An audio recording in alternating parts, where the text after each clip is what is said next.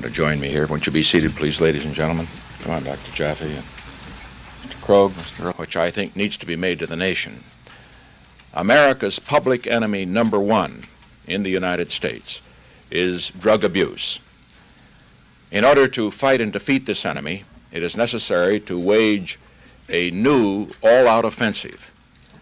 I have asked the Congress to provide the legislative authority and the funds to fuel this kind of an offensive. This will be a worldwide offensive dealing with the problems of sources of supply as well as Americans who may be stationed abroad wherever they are.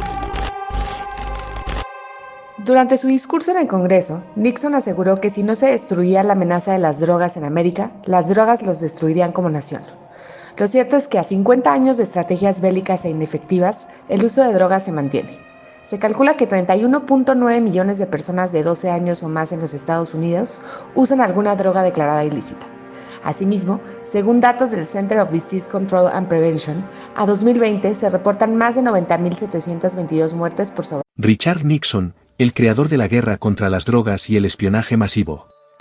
¿Qué motivó a este presidente a lanzar estas campañas? ¿Qué consecuencias tuvieron para Estados Unidos y el mundo? ¿Qué lecciones podemos aprender de su legado? Quédate conmigo y lo descubrirás. Richard Nixon fue el 37º presidente de Estados Unidos, que gobernó entre 1969 y 1974. Es conocido por ser el único presidente que renunció a su cargo, tras el escándalo del Watergate, que reveló sus prácticas ilegales y abusivas de poder. Pero antes de eso, Nixon había iniciado dos guerras que marcaron su presidencia y la historia reciente, la guerra contra las drogas y la guerra contra los disidentes. La guerra contra las drogas comenzó en junio de 1971, cuando Nixon declaró que el abuso de drogas era el enemigo público número uno de Estados Unidos, e incrementó el financiamiento federal para las agencias antidrogas y los esfuerzos de tratamiento. El objetivo era reducir el comercio ilegal de drogas en Estados Unidos, que se había disparado en los años 60 con el consumo de marihuana, heroína y LSD. Nixon también quería combatir la influencia de los países productores de drogas, como México, Colombia o Vietnam, que consideraba enemigos o rivales geopolíticos.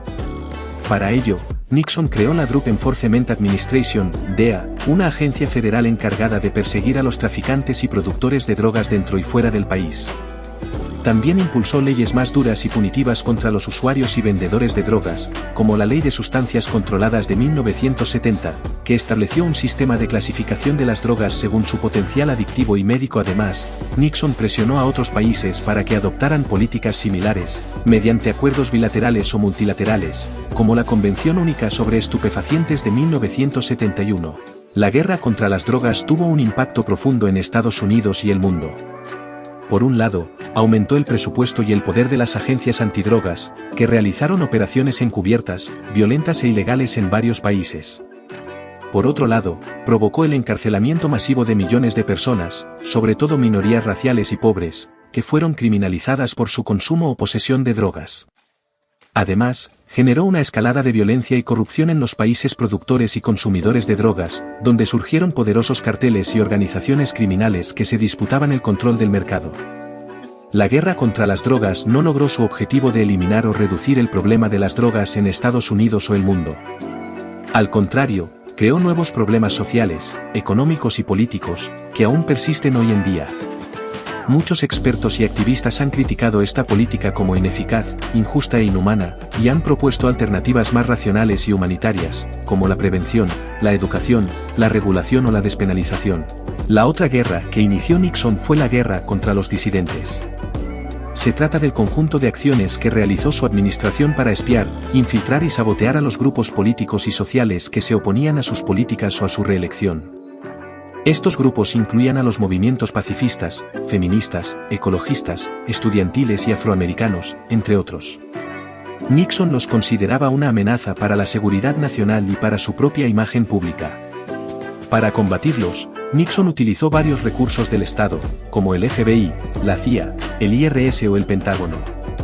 También creó unidades especiales dentro de la Casa Blanca, como los llamados fontaneros, encargados de tapar las filtraciones a la prensa o realizar operaciones clandestinas. Uno de estos grupos fue el responsable del famoso robo al edificio Watergate en 1972, donde se encontraba la sede del Partido Demócrata. Este hecho desencadenó una serie de investigaciones y revelaciones que destaparon el entramado de espionaje y corrupción que había detrás de Nixon. La guerra contra los disidentes violó los derechos constitucionales y civiles de millones de ciudadanos estadounidenses, que fueron vigilados, intimidados, acosados o detenidos sin causa justificada. También socavó la confianza y la credibilidad de las instituciones democráticas, que se vieron involucradas o manipuladas por el poder ejecutivo. Además, generó una cultura de paranoia y desconfianza en la sociedad estadounidense, que se sintió traicionada y decepcionada por su líder.